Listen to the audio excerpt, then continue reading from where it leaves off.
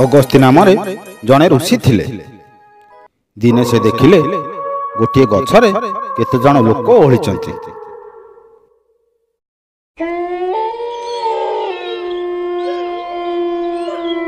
ସେମାନଙ୍କ ମୁହଁ ତଳକୁ ରହିଛି। ଋଷି ପଚାରିଲେ, ତୁମେମାନେ କିଏ? ଗଛରେ ଏପରି ଓଲଟା ଓହଳି ଅଛ କାହିଁକି? ସେମାନେ କହିଲେ, ପୁଅ, ଆମେ ସବୁ ତୁମର ପିତୃପୁରୁଷ। ତୁମେ ବିବାହ ହେଲ ନାହିଁ। ଆମ କୂଳ ରଖିବାକୁ ଆଉ କେହି ରହିଲେ ନାହିଁ। ସେଥିପାଇଁ ଆମେ ମୁକ୍ତି ନ ପାଇ ଏ ଗଛରେ ଏମିତି ଝୁଲି ରହିଛୁ। ଅଗସ୍ତିଙ୍କର ବହୁତ ତପବଳ ଥିଲା। ସେ ସବୁବେଳେ ସତ କହୁଥିଲେ, ପରର ଦୁଃଖ ଦେଖିଲେ ସହିପାରୁନଥିଲେ। ଋଷି କହିଲେ, ମୁଁ ଆପଣଙ୍କର ଇଚ୍ଛା ପୂରଣ କରିବା ପାଇଁ ନିଶ୍ଚୟ ଚେଷ୍ଟା କରିବି।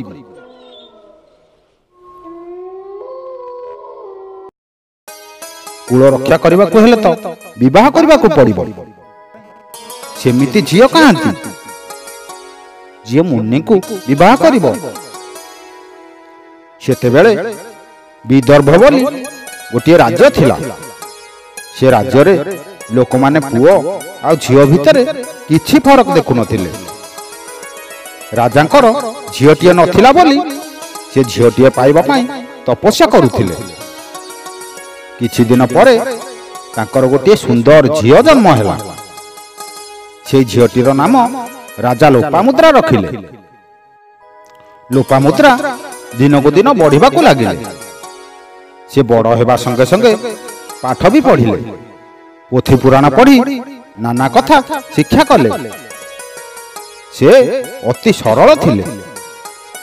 ରାଜାଙ୍କର ଝିଅ ବୋଲି ମନରେ ଟିକିଏ ସୁଦ୍ଧା ଗର୍ବ ନଥାଏ। ତାଙ୍କର ସ୍ୱଭାବ ବି ବହୁତ ଭଲ। ଲୋପାମୁଦ୍ରାଙ୍କର ବିବାହ ବୟସ ଆସି ଉପନୀତ ହେଲା। ଋଷି ଅଗସ୍ତି ଦିନେ ରାଜାଙ୍କ ପାଖକୁ ଗଲେ।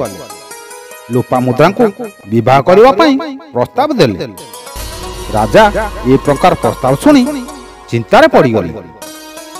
ଭାବିଲେ, ଋଷିଙ୍କର ତ ସେପରି କୌଣସି ଉତ୍ତମ ଗୃହ କିମ୍ବା ଧନ ସମ୍ପତ୍ତି ନାହିଁ।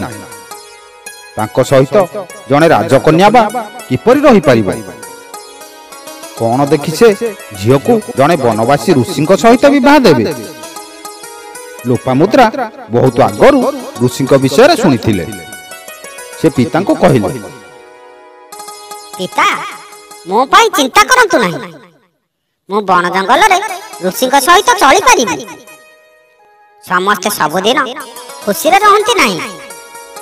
ଜୀବନରେ ସୁଖ ଆଉ ଦୁଃଖ ଉଭୟ ଭୋଗ କରିବାକୁ ପଡ଼ିଥାଏ। ମୁଁ ମୋର ବୁଦ୍ଧି ବଳରେ ଦୁଃଖକୁ ସୁଖ କରିଦେବି। ଝିଅ ମୁହଁରୁ ଏକଥା ଶୁଣି ରାଜା ଭାରି ଖୁସି ହୋଇଗଲେ। ଋଷିଙ୍କ ସହିତ ଝିଅକୁ ବିବାହ କରାଇଦେଲେ। ରାଜା ବହୁତ ଜାନି ଯୌତୁକ ଦେବା ପାଇଁ ଚାହୁଁଥିଲେ, କିନ୍ତୁ ଋଷି ମନା କରିଦେଲେ। କହିଲେ, ରାଜା, କେବେ ଯଦି ମୋର ଧନ ଲୋଡ଼ା ହୁଏ, ସେ ଧନ ମୁଁ ନିଜେ ରୋଜଗାର କରିପାରିବି, କିନ୍ତୁ ତୁମଠାରୁ ଯୌତୁକ ନେବି ନାହିଁ। ଯୌତୁକ ଦେବା ଓ ନେବା ଅତି ହୀନ କାମ। ଲୋପାମୁଦ୍ରା ପିତାଙ୍କ ଠାରୁ ସୁନା ଗହଣା ବି ନେଲେ ନାହିଁ। ଯେତେ ସବୁ ଭଲ ଲୁଗାପଟା ଥିଲା ତାହା ସବୁ ଛାଡ଼ି ଦେଇଗଲେ। ସାଧାରଣ ଶାଢ଼ୀ ଖଣ୍ଡିଏ ପିନ୍ଧି ଋଷିଙ୍କ ସହିତ ଚାଲିଗଲେ। ଅଗସ୍ତି ଓ ଲୋପାମୁଦ୍ରା ବଣରେ କୁଡ଼ିଆଟିଏ ତିଆରି କଲେ। କୁଡ଼ିଆ ଚାରିପଟେ ନାନା ଜାତିର ଫଳ ଓ ଫୁଲ ଗଛ ଲଗାଇଲେ। ନିକଟରେ କୁଳୁକୁଳୁ ହୋଇ ଝରଣାଟିଏ ବହି ଯାଉଥାଏ। ତା ଆରପଟେ ସବୁଜ ଗଛପତ୍ରର ଗହଳିଆ ବଣ। ଜାତି ଜାତିକା ଚଢ଼େଇ କିଚିରି ମିଚିରି କରି ଗଛରୁ ଗଛକୁ ଉଡ଼ି ବୁଲୁଥାନ୍ତି। କେତେ ତାନର ଗୀତ ଗାଉଥାନ୍ତି। ଏମିତି ଶାନ୍ତି ପରିବେଶ ଲୋପାମୁଦ୍ରାକୁ ବହୁତ ଭଲ ଲାଗିଲା। ରାଜାଙ୍କ ନଅରରେ ତ ସବୁବେଳେ ହୋ ହାଲ୍ଲା ଲାଗି ରହିଥାଏ। ଟିକିଏ ଶାନ୍ତି ନଥିଲା ସେଠି। ଯାହା ହେଉ, ଏଠି ବହୁତ ଶାନ୍ତି ମିଳୁଛି। ଥରେ ଲୋପାମୁଦ୍ରା କେତେ ଜଣ ଅପ୍ସରାଙ୍କୁ ଭେଟିଲେ। ସେମାନେ ସୁନ୍ଦର ଶାଢ଼ୀ ଓ ସୁନ୍ଦର ସୁନ୍ଦର ସୁନାର ଗହଣା ପିନ୍ଧିଥାନ୍ତି। ନାରୀମାନେ ତ ସହଜେ ଗହଣା ପ୍ରିୟ। ଅପ୍ସରାଙ୍କୁ ଦେଖି ତାଙ୍କର ମଧ୍ୟ ଗହଣା ପିନ୍ଧିବାକୁ ଇଚ୍ଛା ହେଲା। ହେଲେ ଧନ କାହିଁ? ସେ ସ୍ୱାମୀଙ୍କୁ ନିଜ ମନ କଥା କହିଲେ। ସେତେବେଳେ ଅଗସ୍ତ୍ୟଙ୍କର ଜଣେ ଶିଷ୍ୟ ଥିଲେ। ସେ ଥିଲେ ଜଣେ ଅସୁର।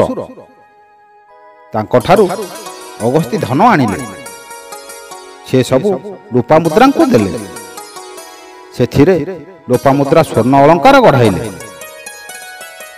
ଦିନକର କଥା, ସେଦିନ ସକାଳେ ଲୋପାମୁଦ୍ରା ନଈରୁ ଗାଧେଇ ସାରି ଫେରିଲେ। ପବିତ୍ର ମନରେ ଋଷିଙ୍କ ନିକଟରେ ପହଞ୍ଚିଲେ। ବଣରୁ ତୋଳି ଆଣିଥିବା ସଜ ଫୁଲ ସବୁ ମୁନିଙ୍କ ପାଦ ତଳେ ରଖିଦେଲେ। ତାପରେ ପାଦ ଛୁଇଁ ପ୍ରଣାମ କଲେ। ଋଷି ତାଙ୍କ ମନ କଥା ଜାଣିପାରି ହସିଦେଲେ। ସେ ଲୋପାମୁଦ୍ରାଙ୍କୁ କହିଲେ, ତୁମର ବ୍ୟବହାରରେ ମୁଁ ବହୁତ ଖୁସି। ମୁଁ ଜାଣେ ତୁମେ ମା ହେବା ପାଇଁ ଚାହୁଁଛ। ପ୍ରଥମେ ମୋ କଥା ଶୁଣ। ତୁମେ 1000 ପୁତ୍ରର ମା ହେବାକୁ ଚାହୁଁଛ ନା 10ଟି ପୁତ୍ରର ମା ହେବାକୁ ଚାହୁଁଛ? ଏ କଥା ଶୁଣି ଲୋପାମୁଦ୍ରା କହିଲେ, ନା ସ୍ୱାମୀ, 1000 ପୁଅର ବଳ ଓ ଗୁଣ ଥିବା ଗୋଟାଏ ପୁଅ ମୋର ଦରକାର। ଅନେକ ଅଯୋଗ୍ୟ ପୁତ୍ର ଅପେକ୍ଷା ଗୋଟିଏ ଉତ୍ତମ ପୁତ୍ର ସବୁଠାରୁ ଭଲ। ମୁଁ ତାକୁ ଭଲ ଭାବରେ ପାଠ ପଢ଼ାଇ ମଣିଷ କରିପାରିବି, ଭଲ ବ୍ୟବହାର ଶିଖାଇ ପାରିବି। ଋଷିଙ୍କ ଦୟାରୁ ଲୋପାମୁଦ୍ରା ମା ହେଲେ। ତାଙ୍କର ସୁନ୍ଦର ପୁଅଟିଏ ହେଲା। ବଡ଼ ହେବା ପରେ ସେ ବହୁତ ଗୁଣୀ ଓ ଜ୍ଞାନୀ ହେଲେ। ତାଙ୍କର ନାମ ରଖାଗଲା ଦୃଢ଼ସ୍ତୁ। କୂଳରେ ଉତ୍ତମ ପୁଅ ଜନ୍ମ ହେଲା। ଫଳରେ ଅଗସ୍ତ୍ୟଙ୍କର ପୂର୍ବପୁରୁଷ ମୁକ୍ତି ପାଇଗଲେ। ବନ୍ଧୁ, ଆଜିର ଭିଡ଼ିଓଟି କେମିତି ଲାଗିଲା କମେଣ୍ଟ ମାଧ୍ୟମରେ ଜଣାଇବାକୁ ଅନୁରୋଧ। ଏମିତି କିମ୍ବଦନ୍ତୀ କାହାଣୀ, ନୀତିଶିକ୍ଷା କାହାଣୀ ଗୁଡ଼ିକ ଶୁଣିବା ପାଇଁ ଚ୍ୟାନେଲକୁ ସବସ୍କ୍ରାଇବ୍ କରନ୍ତୁ। ଜୟ ଜଗନ୍ନାଥ। ନମସ୍କାର।